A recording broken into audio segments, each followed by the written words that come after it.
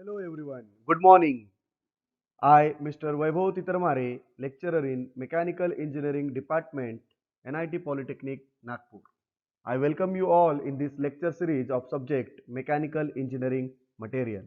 And today's topic for discussion is tempering, Ma tempering and As tempering.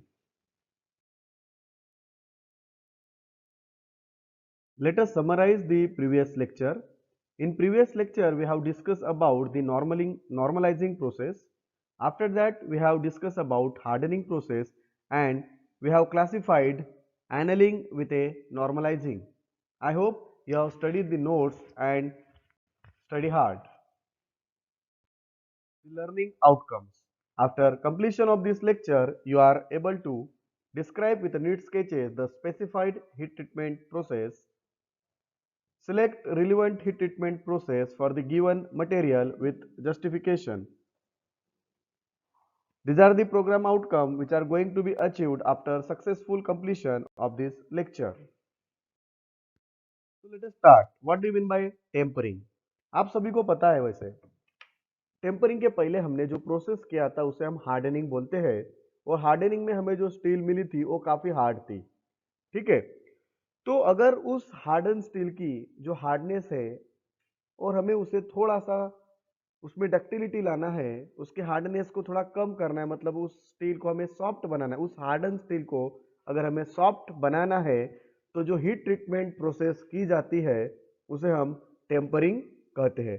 तो आइए दोस्तों देखते हैं टेम्परिंग क्या होती है।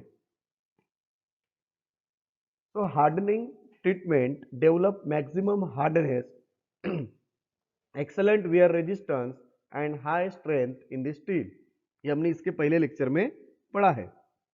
At the same time, it is adversely affect the ductility, toughness and brittleness. It means क्या होता है, जैसे ही हमने हार्डनिंग प्रोसेस से हार्डनेस बढ़ाया है, एट द सेम टाइम उस स्टील के कंपोनेंट की डक्टिलिटी, टफनेस और ब्रिटलनेस कम हो जाती है। Therefore, hardening is always followed by another heat treatment known as tempering. इसलिए हम हार्डनिंग के बाद जो नेक्स्ट हीट ट्रीटमेंट करते हैं उसे हम टेम्परिंग बोलते हैं। So let us take a look how a tempering is done. So tempering is a process where steel is reheated after it is been quenched to a temperature below the transformation temperature for an appropriate time for an hour or more depending on its size and cooling back to room temperature. तो tampering हम कैसे करते हैं? Tampering में हम steel को heat करते हैं एट ए ट्रांसफॉर्मेशन टेम्परेचर। उसके बाद उसका जो होल्डिंग पीरियड हम रखते हैं 1 घंटे या 1 घंटे से थोड़ा ज़्यादा, और उसके बाद हम उसको रूम टेम्परेचर तक उसे हम कूल करते हैं। जो फ्रेशली जो मार्टेनसाइट मिला था वो बहुत हार्ड था बट डक्टाइल नहीं था। तो अगर हम टेम्परिंग करते हैं तो उसके वजह से उस स्टील के कंपोनेंट में डक्टिलिटी काफ़ी अच्छे से आ जाती है और थोड़ा सा हमें स्टील की जो स्ट्रेंथ है उसमें थोड़ा सा सैक्रिफाइस हमें करना पड़ता है। Okay, so tempering is a subcritical heat treatment process use to improve the toughness of harden steel. जब हमें जो हार्डन स्टील है उसके अगर हमें टफनेस बढ़ानी है तो टेम्परिंग प्रोसेस हम कर सकते हैं। फॉर एग्जाम्पल अगर हमें स्प्रिंग्स बनानी है तो स्प्रिंग्स में वो हार्ड तो रहनी चाहिए और उसकी टफनेस भी बहुत अच्छी चाहिए। तो अगर हमें स्टील बनाने हैं, हैमर्स बनाने हैं, तो इसमें इस प्रकार की स्टील का यूज होगा। तो हमें उन स्टील के कंपोनेंट के ऊपर या उस स्टील के ऊपर हमें टेम्परिंग या जो हीट ट्रीटमेंट प्रोसेस है वो करना अनिवार्य होता है। Let us discuss the benefits and applications of tempering. Tempering करने से it relieves the residual stresses, means जो भी इंटरनल स्ट्रेसेस हार्डनिंग करते वक्त उस स्टील के अंदर क्रिएट हो गए थे या प्रोड्यूस हो गए थे वह हम निकाल सकते हैं। It also improves the ductility. Tempering improves the toughness, hardness and it also increases the percentage elongation. The percentage elongation means nothing but a ductility. Okay, so let us discuss about the applications of tempering. जो tampering steel है या temper steel है वो connecting rods बनाने के लिए, shafts बनाने के लिए, गियर्स बनाने के लिए हम यूज कर सकते हैं। इसी प्रकार से coil spring, laminated spring, hammers और चिजल्स बनाने के लिए हम टेम्पर्ड स्टील का यूज करते हैं। Now let us discuss about the मार टेम्परिंग प्रोसेस। मार टेम्परिंग प्रोसेस को हम स्टेप क्वेंचिंग भी बोलते हैं। अब इसको हम स्टेप क्वेंचनिंग क्यों बोलते हैं? क्योंकि जब हम मार टेम्परिंग प्रोसेस करते हैं तो मार टेम्परिंग प्रोसेस में जो कूलिंग की जो प्रोसेस होती है ये हम 2 बार करते हैं। तो आइए देखते हैं कि मार टेम्परिंग जो प्रोसेस होती है वो कैसे काम करती है। तो सबसे पहले हम स्टील को तो हीट करेंगे। After heating the steel to a hardening temperature, हमने उसको हार्डनिंग टेम्परेचर तक क्या किया, हीट किया। Then it is quench in a medium having a temperature from 150 degree centigrade to 300 degree centigrade. तो हम क्या करते हैं, जो हीटेड स्टील है उसे एक साल्ट बाथ में या ऐसे कोई मीडियम में जिसका टेम्परेचर, जिसका खुद का टेम्परेचर 150 डिग्री सेंटीग्रेड से लेकर 300 डिग्री सेंटीग्रेड रहता है। फिर क्या होता है, द स्पेसिमन मतलब the steel, the specimen is held until it reaches the temperature of the medium.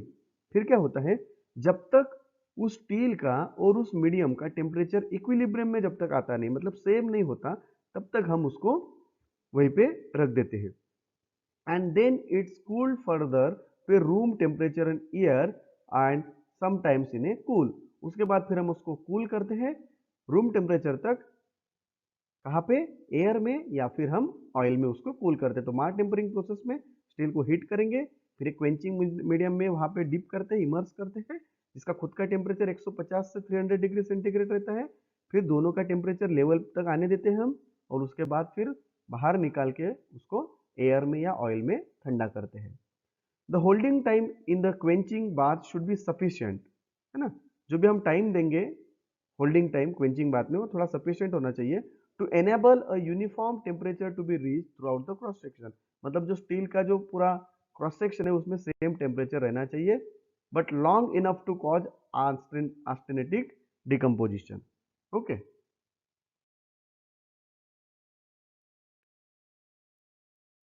जो मार टेम्परिंग प्रोसेस होती है वहां पे आस्टेनाइट जो होता है वो पूरा का पूरा मार्टेनसाइट में कन्वर्ट हो जाता है। ये आपने ध्यान में रखना, this is very important point as far as exam या competitive exam is concern. Martempering में आस्टेनाइट जो होता है वो पूरा का पूरा मार्टेनसाइट में कन्वर्ट होता है। This heat treatment will provide a structure of martensite and retained austenite in hardened steel. बराबर है, हमें यहाँ पे मार्टेनसाइट मिलता है और रिटेन आस्टेनाइट मिलता है हार्डन स्टील। इसके कुछ एडवांटेजेस है, it results in a less distortion and warping, हमें वहां पे डिस्टॉर्शन और वार्पिंग कम मिलता है। Due to martempering the possibility of quenching becomes less, है ना। Due to martempering the possibility of quenching becomes less. Let us discuss the next tempering, that is ash tempering or isothermal quenching. Okay, so this is second method that can be used to overcome the restriction of conventional quenching and tempering. जो हमने इसके पहले जो quenching किया था या जो hardening process किया था उससे थोड़ा ये advance है। The quench is interrupted at higher temperature than the mar tempering to allow the metal at the center of part to reach the same temperature as the surface. तो वहां पे क्या हुआ था मार टेम्परिंग में, आपको याद होगा, तो मार टेम्परिंग में हमने 150 डिग्री सेंटीग्रेड से 300 डिग्री सेंटीग्रेड तक हमने उस बात का साल्ट बात का उस मीडियम का टेम्परेचर रखा था। लेकिन यहाँ पे क्या होता है, इस आस टेम्परिंग प्रोसेस में हमने उस क्वेंचिंग मीडियम का जो टेम्परेचर है वो ज्यादा रखा है, ताकि जब वो कूल होगा तो हर एक सरफेस पे यूनिफॉर्म टेम्परेचर की लेयर बननी चाहिए। By maintaining that temperature, both the center and surface are allowed to transform to बाइनाइट। ये बात आपने ध्यान में रखना है कि आस टेम्परिंग में हमें क्या मिलता है, बाइनाइट, ये जो फेज है वो हमें मिलता है। And are then cool to room temperature, और उसके बाद हम उसको कूल करते हैं रूम टेम्परेचर तक। Let us discuss the advantages of austempering. Advantages में ऐसा है कि यहाँ पे जो है डिस्टॉर्शन वो बहुत कम होता है, लेस डिस्टॉर्शन मिलता है, और क्रैक जो होते हैं वो बहुत कम होते हैं, है ना। जो भी स्टील हम यहाँ पे बनाएंगे तो उसमें crack free type of steel हमें आस्क टेम्परिंग में मिलती है। No need for final tempering, है ना, फाइनल टेम्परिंग की कोई ज़रूरत नहीं है। यहाँ पे हमें टफनेस में इंप्रूवमेंट मिलता है then and that is higher than the conventional quenching and tempering, और इससे हमें डक्टिलिटी भी अच्छी मिलती है। तो these are the certain advantages of austempering process. फिर आप सभी को आस्क टेम्परिंग और मार टेम्परिंग के बीच में का डिफरेंस पता होना बहुत जरूरी है। तो हम अभी एक वन बाय वन उसको समझते हैं। तो आस्क टेम्परिंग क्या है? ये आइसोथर्मल हार्डनिंग है। आस्क टेम्परिंग क्या है? ये आइसोथर्मल हार्डनिंग है। तो ये पेपर में पूछा जाता है एमसीक्यू कि आस्क टेम्परिंग मतलब क्या है? It is isothermal hardening. और मार टेम्परिंग क्या है? It is a martensite tempering. It is a martensite tempering. फिर आपको पता होना चाहिए कि आस्टेनाइट में, आस्क टेम्परिंग में आस्टेनाइट बाइनाइट में कन्वर्ट होता है। आस्क टेम्परिंग में आस्टेनाइट किस में कन्वर्ट होता है? बाइनाइट में। और मार टेम्परिंग में क्या होता है? मार टेम्परिंग में आस्टेनाइट मार्टेनसाइट में कन्वर्ट होता है। आस्टेनाइट किस में कन्वर्ट होता है? मार्टेनसाइट में। और आस्क टेम्परिंग में जो देखिए हमने देखा था कि आस्क टेम्परिंग में जो क्वेंचिंग बात है उसका टेम्परेचर देखिए ज़्यादा है, 200 से 500 डिग्री सेंटीग्रेड तक हम रखते हैं ताकि यूनिफॉर्म टेम्परेचर सरफेस के ऊपर बनना चाहिए पूरे थ्रू आउट द स्टील। और मार टेम्परिंग में क्या होता है कि हमने उसका टेम्परेचर कितना रखा है? 180 से लेकर 250 degree centigrade. Okay, there is no distortion and warping. वहाँ पे डिस्टॉर्शन भी नहीं रहता है और वार्पिंग भी नहीं रहता है।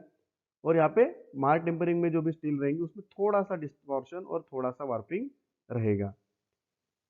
Possibility of cracks austempering में तो बहुत ही कम है या नहीं के बराबर है, और मार टेम्परिंग में थोड़े बहुत क्रैक्स आ सकते हैं। तो ये जो बेसिक डिफरेंस है आस्क टेम्परिंग और मार टेम्परिंग के बीच में का, ये आपको पता होना चाहिए।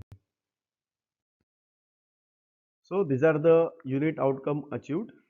Describe with neat sketches the specified heat treatment process. Select the relevant heat treatment process for the given material with a justification. Let us review the today's lecture. In today's lecture, we have learned about tempering process, Mahr tempering process and Asch tempering process. So these are the program outcomes that we have achieved after successful completion of this lecture. So these are the most likely questions that are asked in MSBT. Describe tempering process, describe Mahr tempering process, describe Asch tempering process, differentiate between Mahr tempering and Asch tempering. So thank you very much guys. In next lecture, we will study about surface hardening and case hardening methods. So you हंसते रहिए, मुस्कुराते रहिए और पढ़ते रहिए. Stay home, stay safe.